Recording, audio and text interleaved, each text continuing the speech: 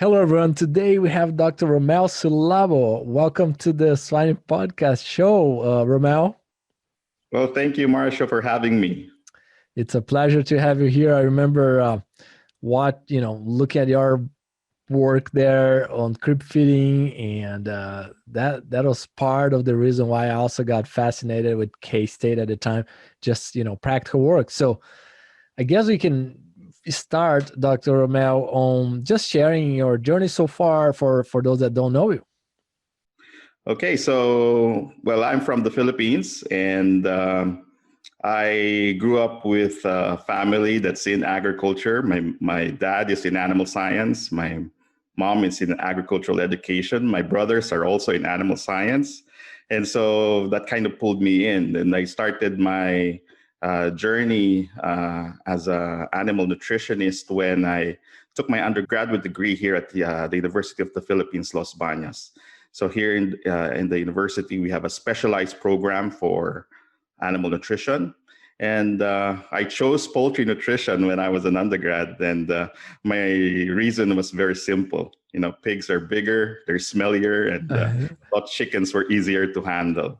Yeah. But when I graduated and joined the industry, that's when I saw the light that pigs are much more fun to work with.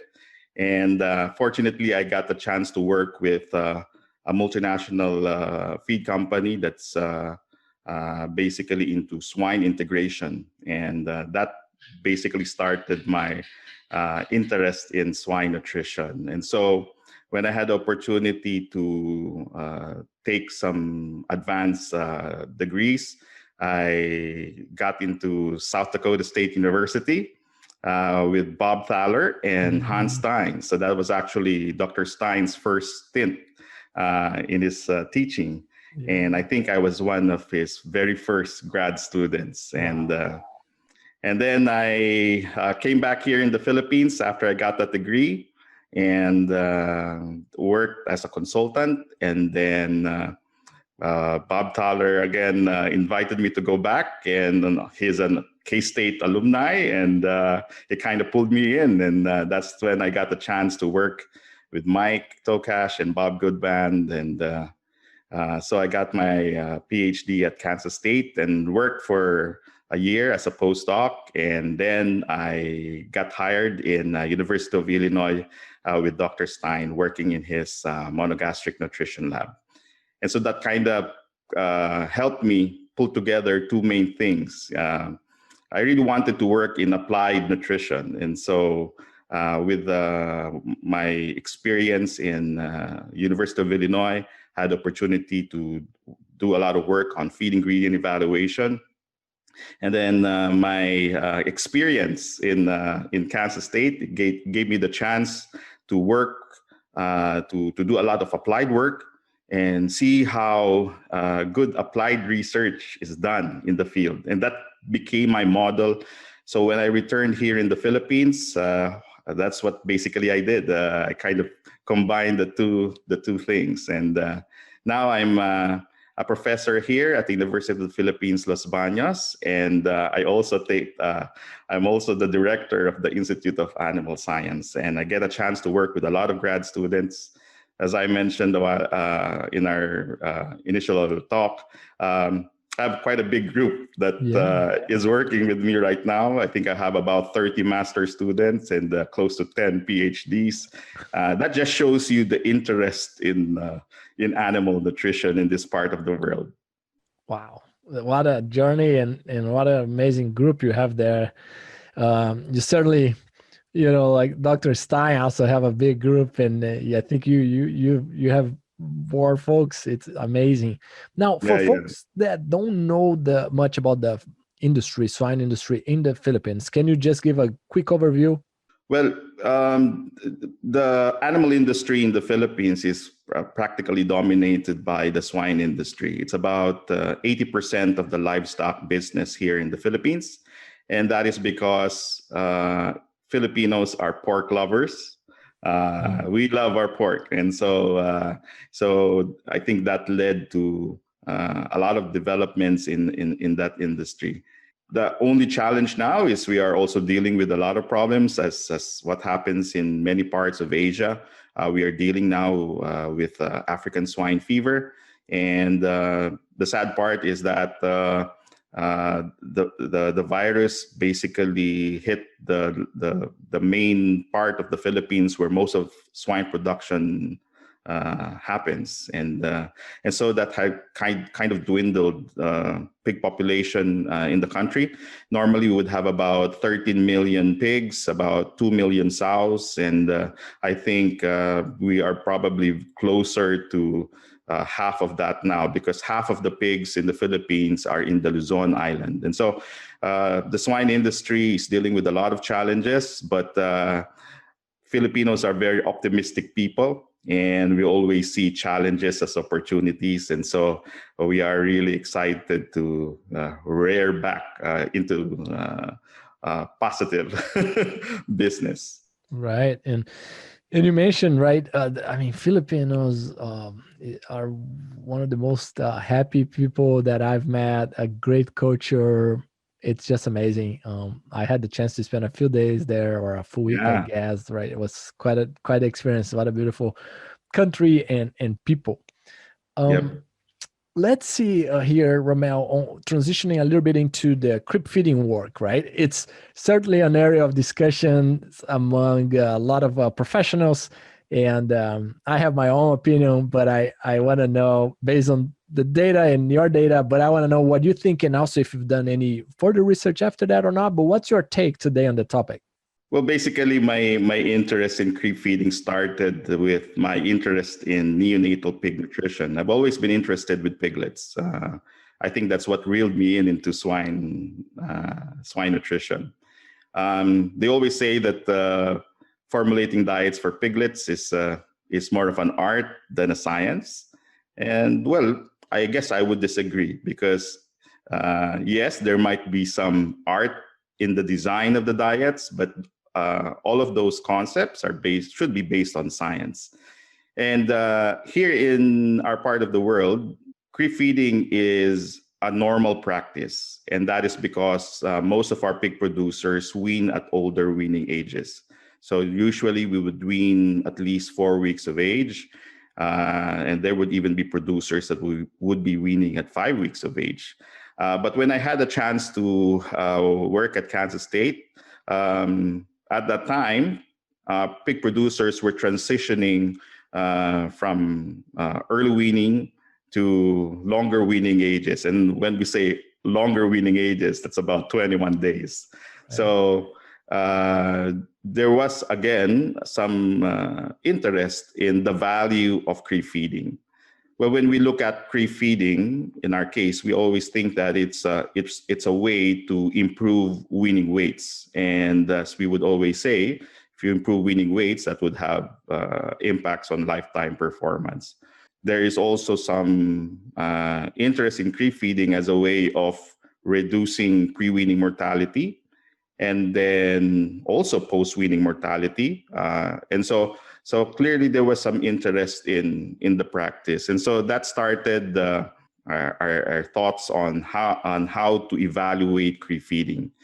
If you look at the data, it's a practice that's done in many parts of the world. But what was interesting is that there is actually very limited data.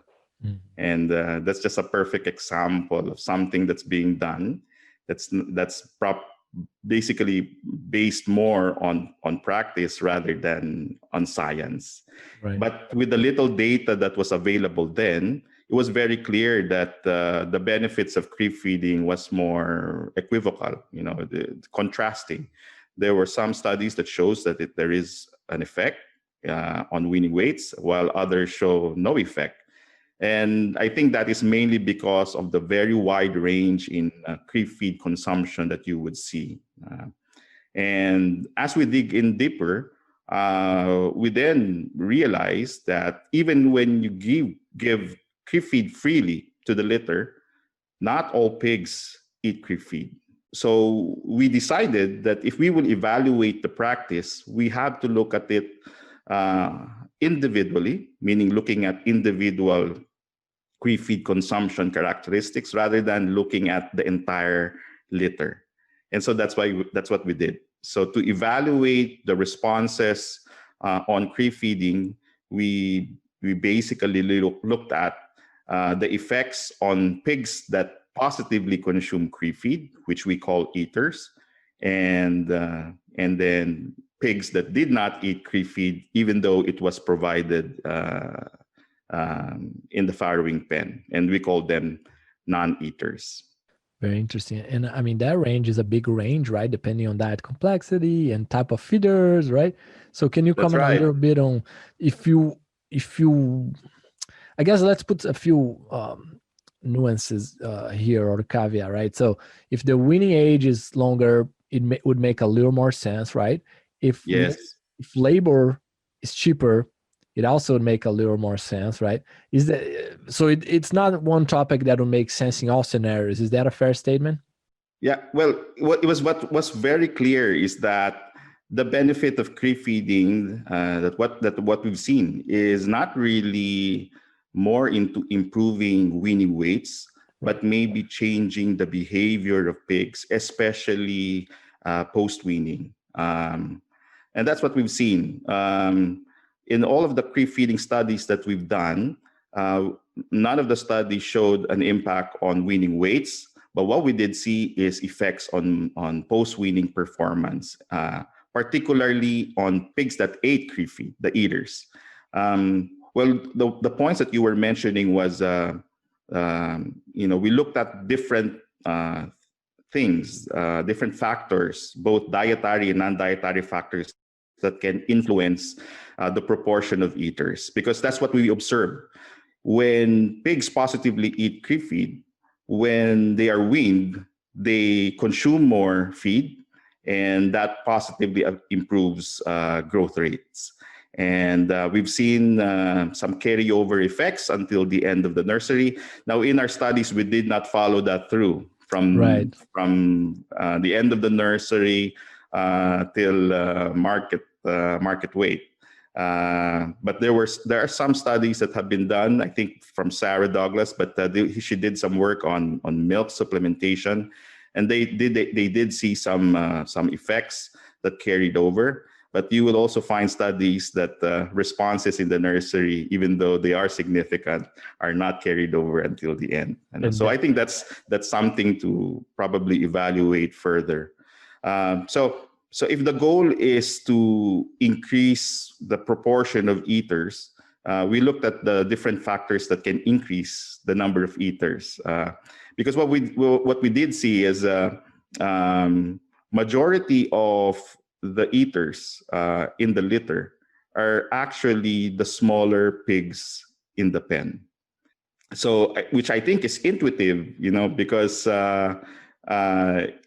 I guess that would show that in the litter, since the big pigs gets the milk and they can compete better with smaller pigs in the udder, then the smaller pigs are left with the supplement, and that would be the cree feed. And so the smaller pigs, when they consume cree feed, when they are weaned, interestingly, they have shorter latency time. It takes them a shorter time to go to the feeder and eat the nursery feed. And what we've also seen in our data is that since their growth rates increase immediately post-weaning, they kind of catch up, and variation in the smaller pigs becomes lower compared to big pigs that were totally dependent or mainly dependent on the milk of the sow. And so when they are weaned, they seem to have more difficulty in adjusting to post-weaning stress. So the objective then is, how do we increase the proportion of eaters? So that's why we looked at flavors. So those are some things that we looked at in terms of the diet.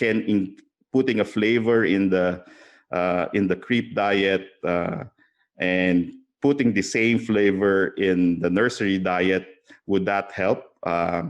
And what we observed is that flavors did not improve did not increase the proportion of eaters in the litter. What we did see is that the quality of the CRE feed is the most important factor in increasing the proportion of eaters. So we did a study where we compared a complex CRE diet, and that would be more typical of the market. You know, you would have a lot of specialty feed ingredients. You would have high levels of lactose. You would have oat groats in the diet. So probably that would represent what you would see in the market. And then we compared that with a simple creep diet. And the simple creep diet that we used was basically the lactation diet. And that is because there are producers where there is some anecdotal data that says that giving the lactation diet as a creep feed also works. And so if you would think about it, that makes it a lot simpler. You don't have to make a very expensive diet. You would just have the same diet that you have in the feeder of the sow, and hopefully that would work. But unfortunately, it didn't work. It was very clear that the proportion of eaters were much less, about 20%, compared to when we feed the simple pre-feed or the lactation diet, compared to feeding a complex diet where we achieve probably around 80% eaters. And so that tells us that CRE feed quality has a very big impact in stimulating pigs to eat CRE feed. The other factor that I think was very interesting in our work was the impact of feeders. We had the opportunity to evaluate the different kinds of CRE feeders. So from a simple pan feeder that in theory, if pigs would line up, that would give them a lot of space and access to the CRE feed. Then we also had just a pan feeder, and which we would see in many farms.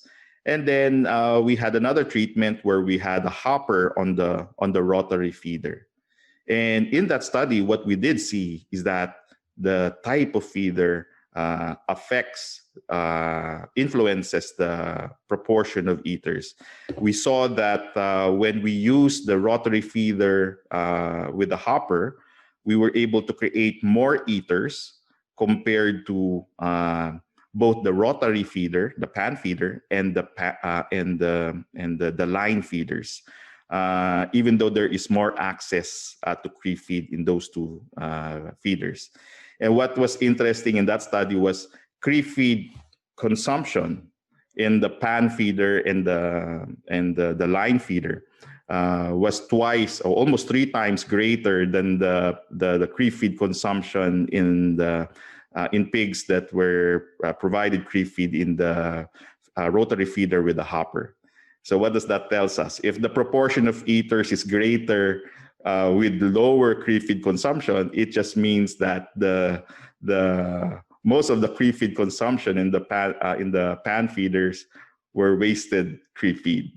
And as we all know, the CRE feed is a very expensive diet. So basically what we're just doing is just wasting all the feed away, and that's like throwing away money. And so it clearly shows that the type of feeder influences CRE feed consumption. So the next question there is why? So it may be possible that the rotary feeder with the hopper allows or kind of stimulates the pigs to be more playful and more explorative. I don't know if that's the right word. And so that allowed the pigs to really eat CRE feed more effectively than feeders that allowed greater access. The other thing that we also evaluated is duration of CRE feeding. I think that is one of the bigger questions, especially in industry, because when you look at the recommendations of many feed companies, you will see a wide range of recommendations, from feeding as early as the 3rd day of lactation to as short as 3 days before weaning. So quite a big range.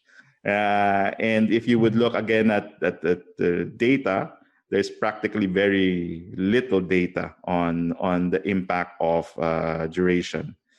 Well, the thought about the earlier introduction is that they say that if you introduce solid feed very early, there is an induction period where pigs would kind of learn, how to eat solid feed. And once they've learned, let's say 5 days induction, that would then help them eat more CRE feed. And in theory, if they eat more, that would help them get better weaning weights. But that's not what we saw. What we saw was that irregardless of the duration of CRE feeding, 70% of the total CRE feed consumption always occurs in the last 7 days before weaning.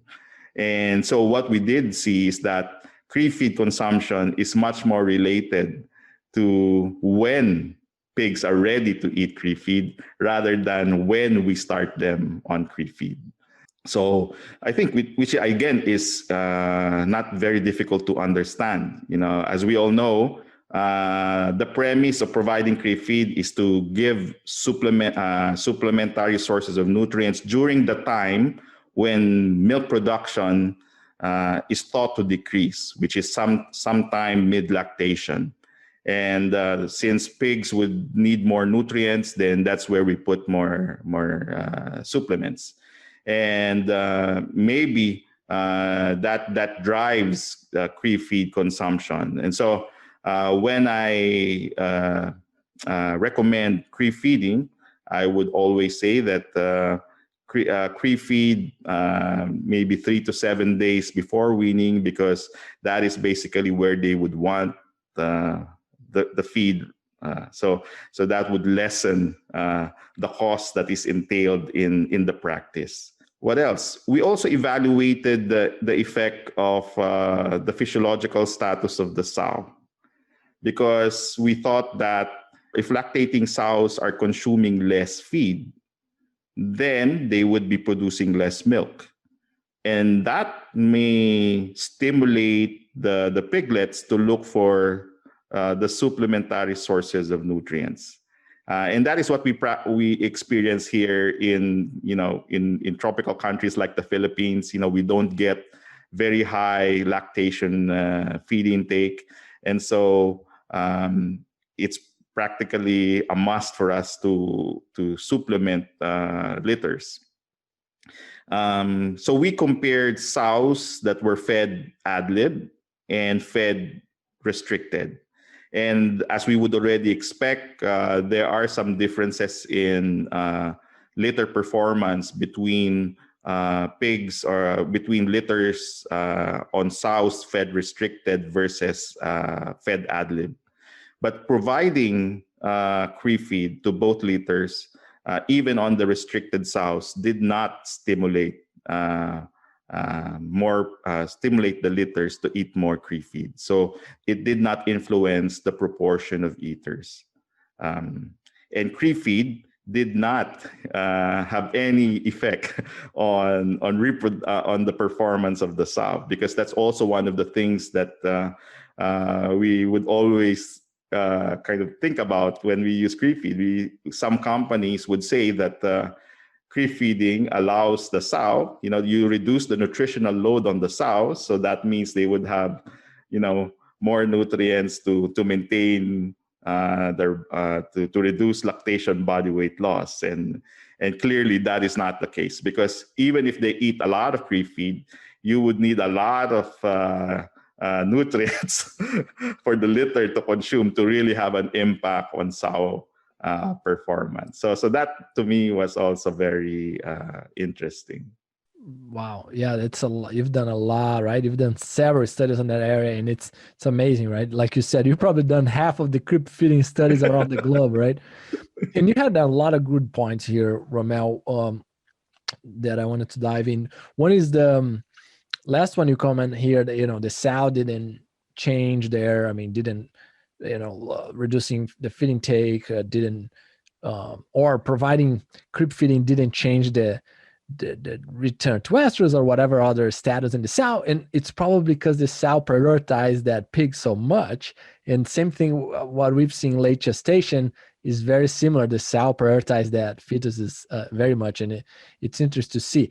The other one that you comment was that I wanted to emphasize is you mentioned, that if you do improve the weaning weight or the weight at the end of the nursery, it doesn't mean that's that number is gonna be multiplied by 2 or whatever at the end of their life, right? To be honest, it's not simple. No, it's not like a rule of thumb. It's quite common that you would hear that like for every kilogram difference in nursery exit weights or from weaning weights, you would have X and X much of difference in market weights. Right. But it's clearly not as simple as that. Exactly. And where I think people sometimes miss the boat is that is true for a population, meaning, yes, if you have just a population of pigs, the heaviest pigs, they're growing faster, and you do the math, it's going to turn out that the heaviest pigs on average do multiply the body weight, whatever. But now when you do these manipulations, nutrition or management, then it's almost like, okay, you probably, if you have 1 kg difference at the end of the nursery, you probably better off either assume that body weight is going to maintain the same, or like you said very well, very often it might disappear. So you need to be very careful. And I'm glad you brought that up, because it's a common situation we see around. Yeah, and I think that actually gives some false. Actually, it's a false narrative in a way, because what would producers do is they'll try to improve nursery performance, and then assume that whatever difference in performance they get in the nursery, that would benefit them all throughout, and leave out the growing finishing phase.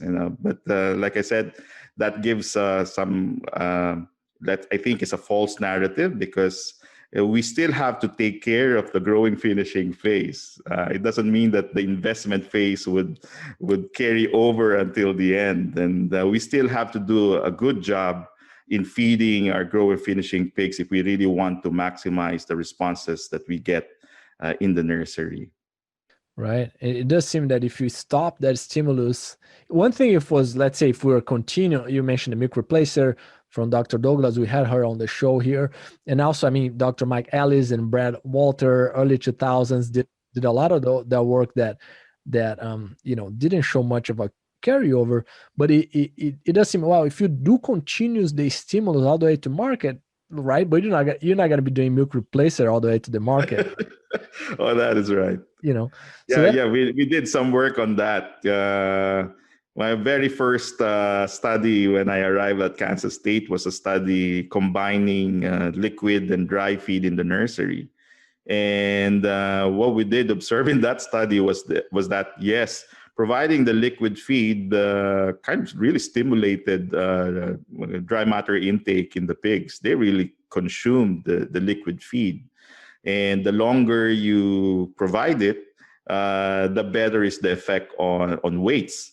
But the problem was, once we start transitioning from the liquid diet to the dry diet, it kind of had a second post-weaning lag, like a post-weaning lag. And all the benefits that we were able to get at the end of the nursery were lost because of the reduction in performance immediately after we transition from the liquid to the dry feed. And so those kind of things, those are, some of the things that we find interesting.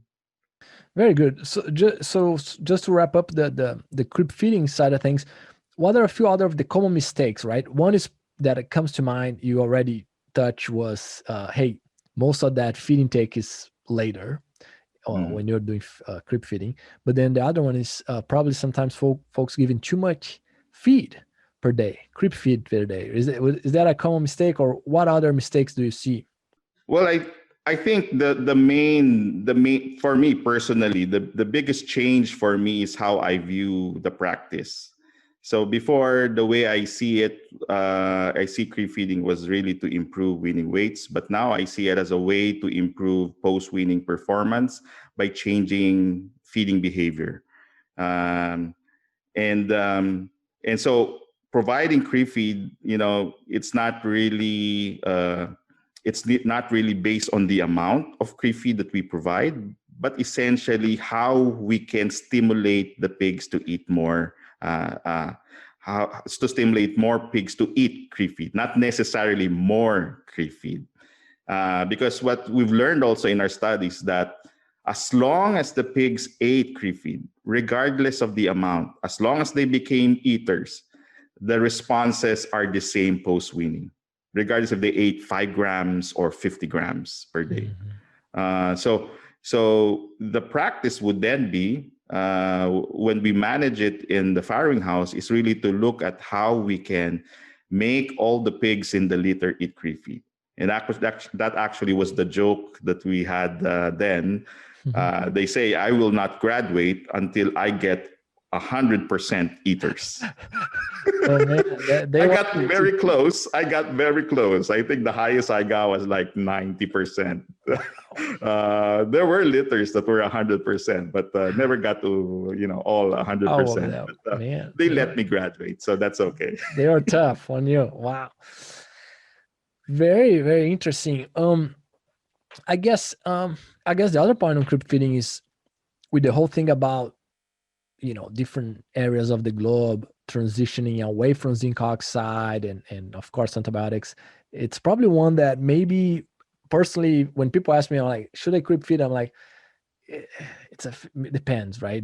Like you said, on labor cost, and but now with all these transitions there in the dynamics, maybe it's going to become even more important. Is that a fair statement? Yes, I think so. I think with all the developments now on removal of zinc oxide in the diet, and then that will add on to the pressure of removing antibiotics in the diet. So there's clearly a lot more challenges that we will have, particularly in the nursery. And I think, yes, that would stimulate us to really think about pre-weaning feeding strategies so that we can help the pigs out in the nursery. So I think in time, we will see more and more interest and work on this area because of those challenges that we will have. And in fact, in some parts of the world, they already have the challenges that we have on those developments in feed. Do you recall, if my memory serves me, there was a few of your studies that there was actually improved in removal rate. Is that right? Do you remember if you improved? No, but what we actually did was to see on, that's right.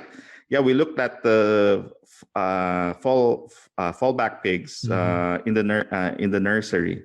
And what we did see is we had less fallouts in pigs that were creep fed. That had high proportion of eaters, compared to litters that have that were not provided creep feed. And I think that goes back to the effect of creep feeding on the small pigs in the litter. And that's actually how I view it. Creep feed is really a way to really help out the small pigs in the litter. It gives them a fighting chance in the nursery. And we were able to demonstrate that when we grouped all the pigs, all the eaters, and then all the non-eaters in the nursery.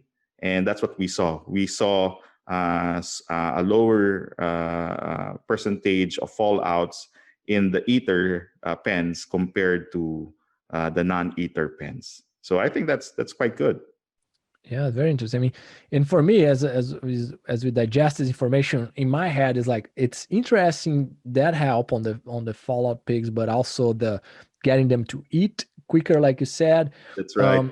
And I personally, I don't get as excited on the growth, you know, oh, they grow a little faster in the first week. Like, again, back to the, oh, it's going to multiply later. But if you save a few pigs and they eat a little bit, that alone is pretty good. That's right. Super cool.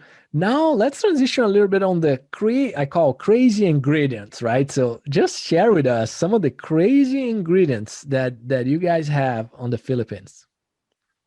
Well, crazy ingredients. I think they're quite a lot. You know, we one of the challenges that we have here in this region is we have a wide variety of feed ingredients, and so there are a lot more byproducts that are available. There are byproducts coming from the food industry that we have to contend with, and so that makes it a little bit more challenging in developing our feeding programs. And so one of the areas that I really work on here in the Philippines is really to reevaluate many of the ingredients that are available in the region, and develop ways of how we can have a more dynamic approach in the estimation of the nutritional value of these ingredients. And so what I would like to change is actually moving away from the static approach of estimating nutritional value of feed ingredients to a more dynamic approach of estimating nutritional value. And that, I think, is one way for us to mitigate the effects of variability in many of the crazy ingredients that we have to work with. And so we do a lot of work on measuring energy values and amino acid digestibility values. And that's where mathematics comes in. I know you like statistics, and I have the same passion for modeling, and so I do a lot of modeling work for particularly on feed ingredients. So the end objective is that we would have a system where we can use these models to more effectively mitigate variation in our raw material. So that would take away the guesswork, and hopefully be able to produce more accurate feed formulation so that our performance levels will also be more predictable. Very interesting. So let's look at a few of them. So copra meal. Yes. Right. So if you can explain to folks what copra meal is. Yes. Well, copra meal is coconut meal, and it is the byproduct of coconut oil productions, very similar to, I guess, soybean meal in a way, because soybean meal is also a byproduct of soybean oil production. Coconut oil is the primary fat source here. Well, I would guess in the ASEAN region, that would be the Philippines, Malaysia, Indonesia. So that's why we have a lot of coconut oil, and because we have a lot of palm trees, coconut trees. Yeah. Well, the challenge with copra meal is it's very high in fiber. And the type of fiber that's present in copra meal is very different from other byproducts, because it's very high in non-starch polysaccharides, particularly mannans and galactomannans, which are soluble fibers and much more difficult to deal with. The same is true for palm kernel products. So also in this region, we have a lot of palm oil byproducts. So like palm kernel meal, and its composition is very similar with copra meal. It's also very high in fiber, and I think one of the problems also with these ingredients is it has a very poor amino acid balance. It does contain protein. About palm kernel product is about 15%, and the copra meal is about 21%. Protein. So in a way, that maybe those can be used as an alternative for soybean meal, but the quality of the protein quality of these bioproducts are very poor. It's very high in arginine. So the arginine lysine ratios of these ingredients in a way affects lysine utilization.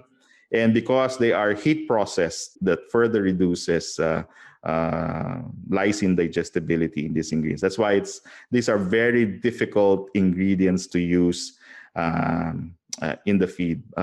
But with a little help, like I said, as long as we have a way to mitigate the negative effects of its composition, then we can improve the utilization of these ingredients. So that can be through properly assessing the energy value as well as the amino acid digestibility values that we could get from these ingredients. And we've done a lot of work that we were able to accomplish that. So copra meal is, I think, before, for example, we don't normally use this ingredient in nursery diets, but with better matrix values and nutrient loading values, we can actually use it as much as 15% in the diet without negatively affecting performance. Wow. And I think that's another thing. What we've seen in the work that we've done is I think we are underestimating the value of piglets, particularly in how they utilize fiber. Because we've seen it with copra meal, we've seen it with palm kernel products, we've seen it with wheat middlings, we've seen it in rice bran. We often stay away from these ingredients in putting together our nursery diets, but as long as we do a very good job of assessing the value of these ingredients, we can successfully include them in these diets without negatively affecting performance. So that could be a source of, that could be a way to reduce our cost. Wow. I mean, we have Dr. 𝘠𝘕𝘨 on this side of the globe, and we have Dr. Rommel on the other half, and you both conquer the world, man, on the ingredients, right? Love it. I think the Philippines is his second home. Yeah, exactly right? He's there very often. Yeah. Super cool. Let's see here. So you've done some work on paline replacements, right? And antibiotic replacements. Let's start with paline. What did you find anything so far? We are all waiting here. What did you find? We always say there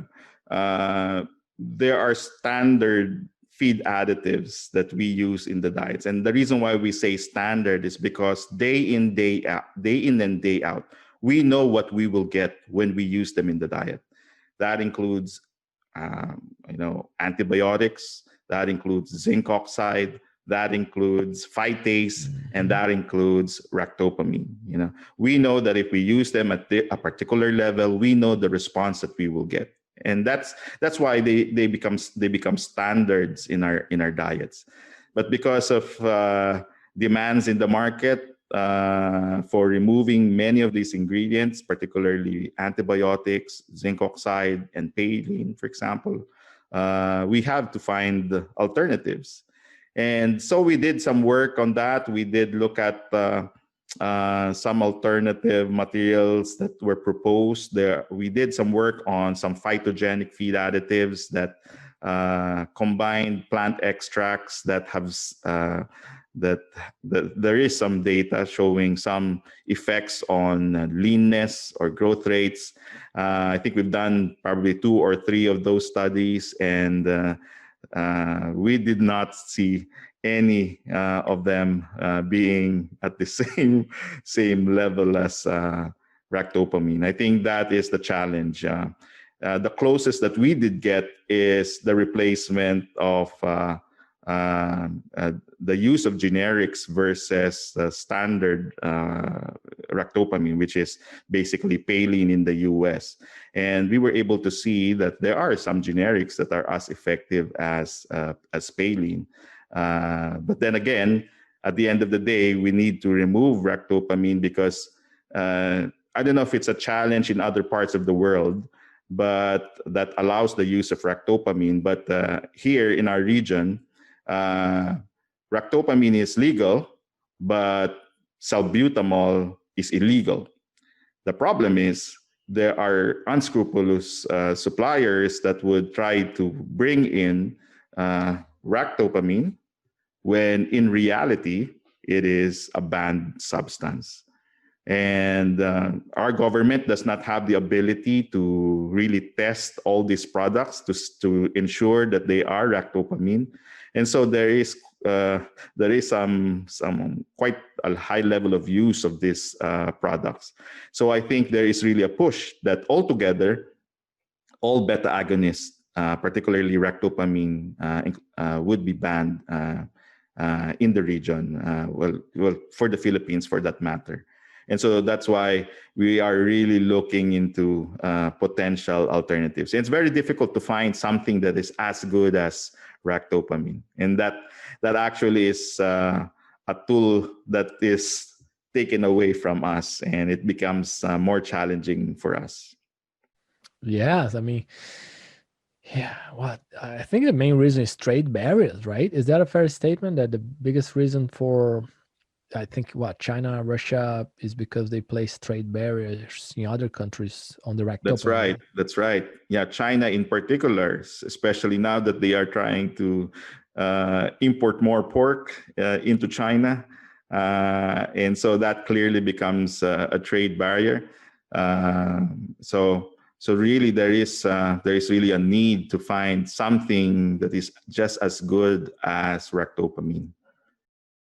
Right. It's a tough one. I mean, we always, like you said, a tough one. When we find a silver bullet, it gets away from us. But cool. How about when you look at in antibiotic replacements? What have you looked there? Yep. So we've had a chance to work on a lot of things, but there are two things that we did see that may be very good in replacing antibiotics. We've done some work with some algal polysaccharides, some seaweed products that contains some bioactive components that are known to have antibacterial and even antiviral properties. And we were able to see that at a certain level of inclusion, we can effectively replace antibiotics, particularly thiamulin and CTC when added into nursery diets. That was exciting for us because that actually started our work on seaweeds. You know, the Philippines is a country surrounded by oceans, you know, and we have about 300 different species of seaweeds, but only 5 of them are used economically. And if we would follow work that's being done in human nutrition, it's really interesting, and it kind of puts us into that direction to see if maybe we can evaluate seaweeds as a source of these bioactive components. And I think there is now enough data to show that there might be some prospects there. The other thing that we've seen, another ingredient, are some alternative zinc sources. We were able to successfully replace antibiotics with a potentiated, like a potentiated zinc oxide. So it's actually two-pronged because we are also looking at alternatives to zinc oxide, and we did see that there are some alternative zinc sources that can partially replace or fully replace zinc oxide and antibiotic growth promoters. Now, we are also currently working on some other types of feed additives. I think medium chain fatty acids is something to really look into. I think there is a lot of possibilities there. You know, as I mentioned, we are a big producer of coconut oil. And as we all know, coconut oil is a very rich source of lauric acid. And so that's what we are doing now. We are working on this fatty acid, so lauric acid, and evaluating them as also an alternative for antibiotics. I think at the end of the day, I think there will not be a single solution. I think it will be a combination of things that we need to add into the diet, or probably even in the design of the diet, that can help us effectively replace antibiotics and zinc oxide in the diet. Again, just like our discussion on ractopamine, those two ingredients are very difficult to replace. And that's why we really have to do a lot of work to find effective alternatives. And in my opinion, it will be a combination of things, maybe some feed additives that we have to add in the diet, plus maybe some changes in the design of the diet to allow us to get to the same level of performance. Very good. How about mycotoxin? You've been doing some work on mycotoxin. What did you find there? When I was at Kansas State at that time, there was really no interest about mycotoxins. And I remember there was even a time that we had a meeting that I had to kind of talk about mycotoxins a little bit more, because in the US it was alien at that time. But now, obviously, it is something that people are looking into. But here in our region, as we've been talking about feed ingredients, the crazy ingredients, another problem with those crazy ingredients is they are usually contaminated with mycotoxins. So copra in particular is always suspect for aflatoxin contamination. And so that is something we deal with every day.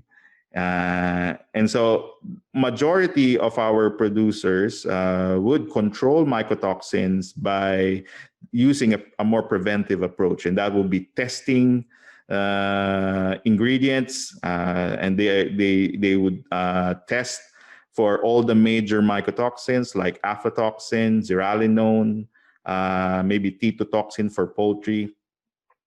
But those are just 3 mycotoxins, and there are 300. There are quite a big number of mycotoxins that are present that we can never test for.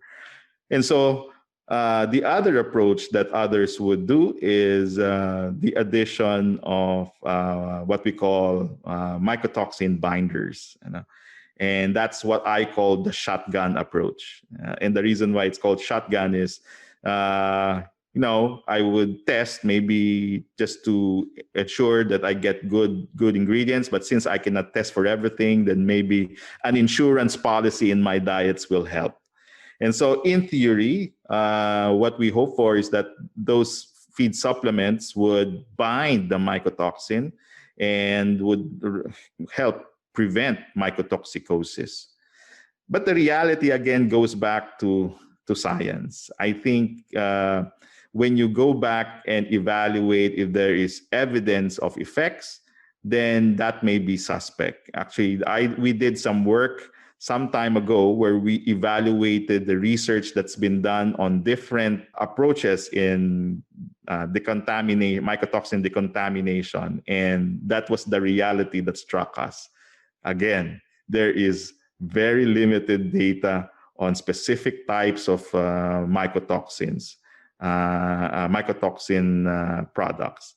I think what is clear is that aflatoxin is much easier to control. There are quite a number of products like as simple as zeolite, some bentonites, the clays.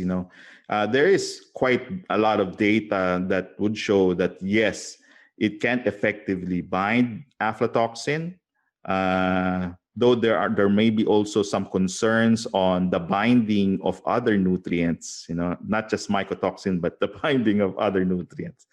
But the question is, how about the other mycotoxins? And that is the bigger question, because often what we would experience in the field would be mycotoxicosis related to zearalenone, particularly in breeders.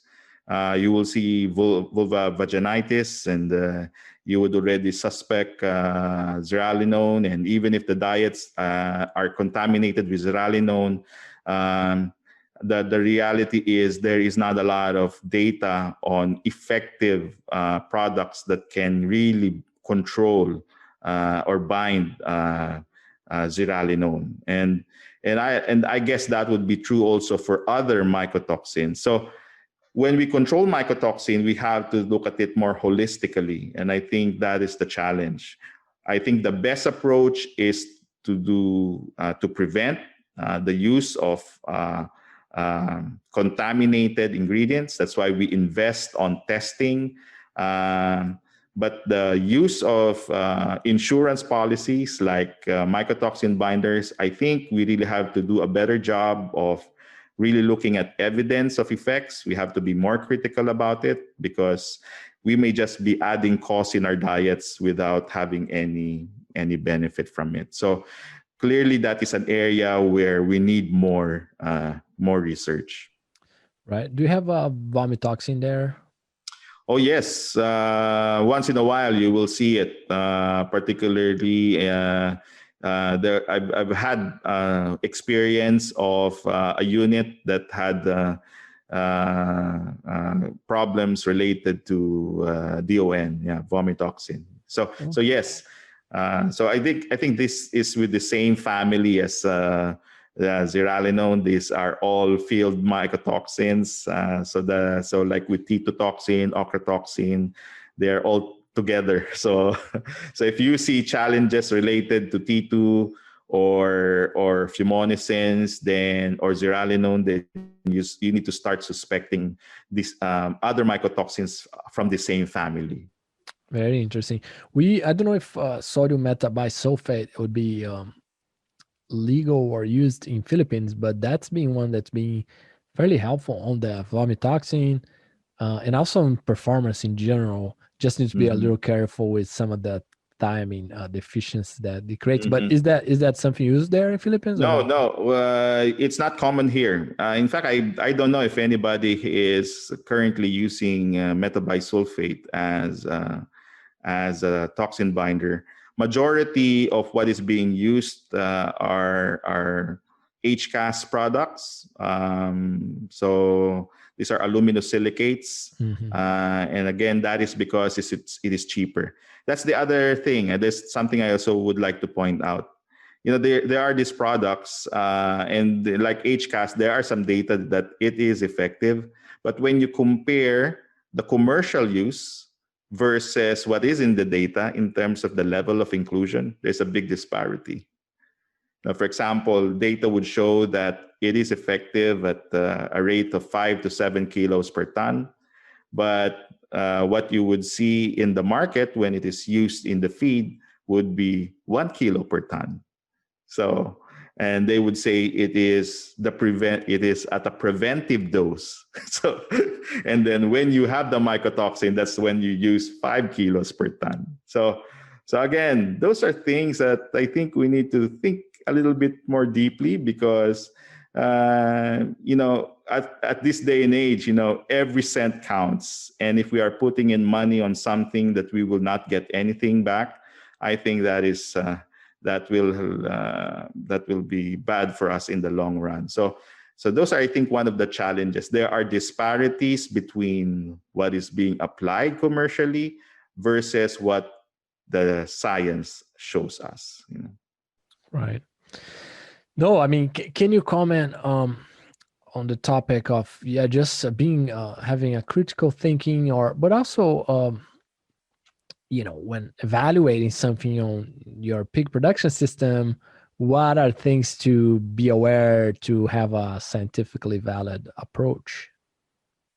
Well, I think that is one of the things that we are trying to do a better job on, and that is educating our pig producers on the value of scientific research. You know, I think it's already a good start that many of our producers are inclined to look at evidence.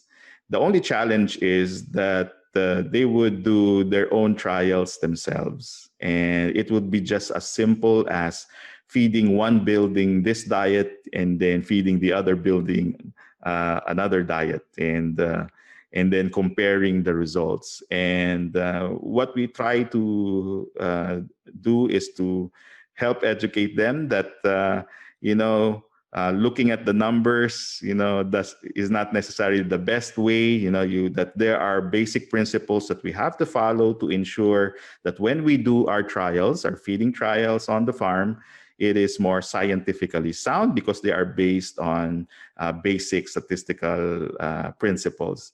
And so one of the initiatives that we do is we kind of teach not just our animal nutrition practitioners, but even producers on how to conduct basic feeding trials, and then to look into how to interpret data. And we even teach them what the p-value means, what does it mean, and why is it important that we get replication in an experiment. If you are doing a trial, it's not feeding 1,000 pigs versus 1,000 pigs, and you just give them each their diets, and that's it.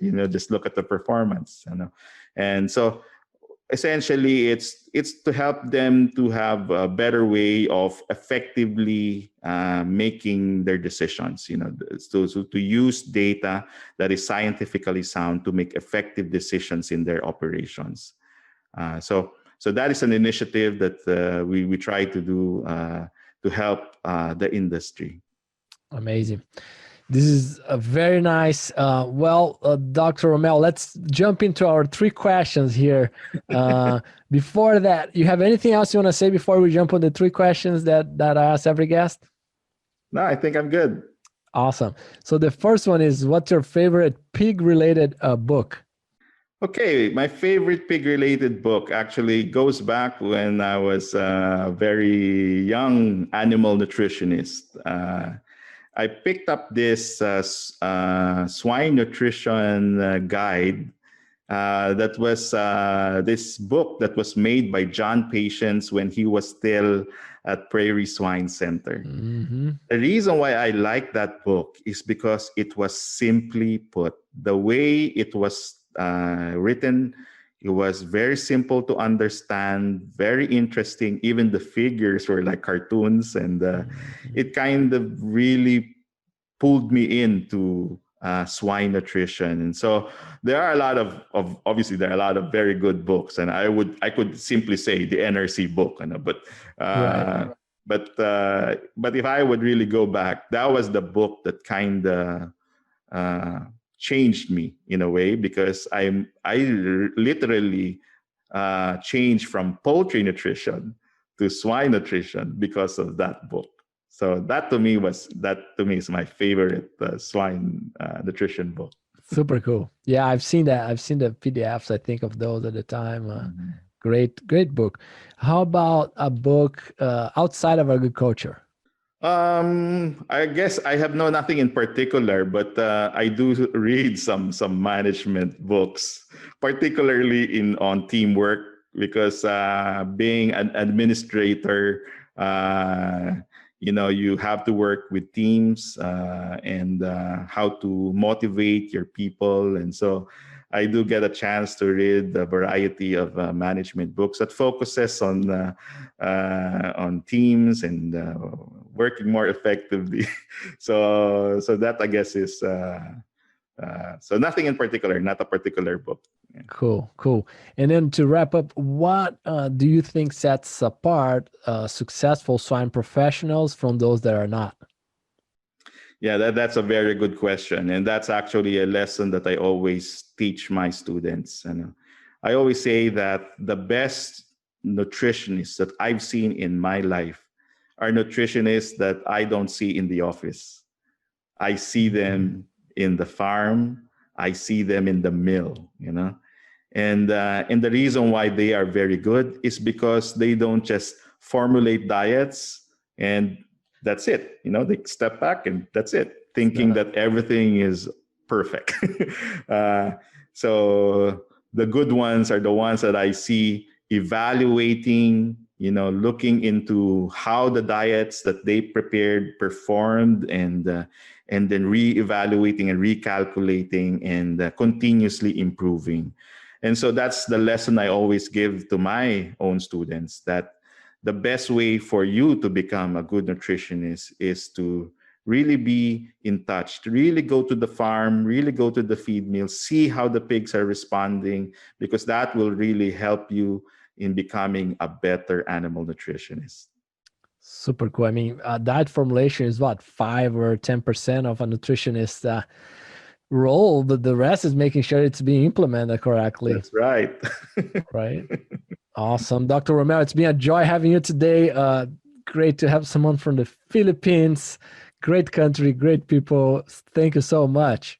Thank you very much, Marcia. And I do hope to see you again sometime soon when all of this issues with the pandemic is gone. Right. Are you planning to come to the Midwest meetings at all? Well, I was supposed to go to the national meetings last June, but I think that was in Wisconsin. But well, pandemic happened, and I guess that is just postponed. I'm looking forward to the next opportunity to go to the Midwest meetings. I don't know if the Midwest meetings this year would be face-to-face or virtual, but I will try to find a way. Right. I think it's about like 900 people face-to-face, and the rest is virtual. So yeah, it'll be an interesting one. All right, my friend, I appreciate it. We'll be in touch. Yes. Thank you, Marshall. Imagine if, with a few key concepts, you could have the potential to create a massive positive impact by bringing from hundreds of thousands to millions of dollars for swine producers. Join us on this small group and go to the next level of swine nutrition on this 7-week-long elite online training in applied swine nutrition and feeding by myself and my world-class invited speakers. Additionally, you enjoy an exclusive community to exchange ideas. Go now to www.eliteswinenutritionist.com.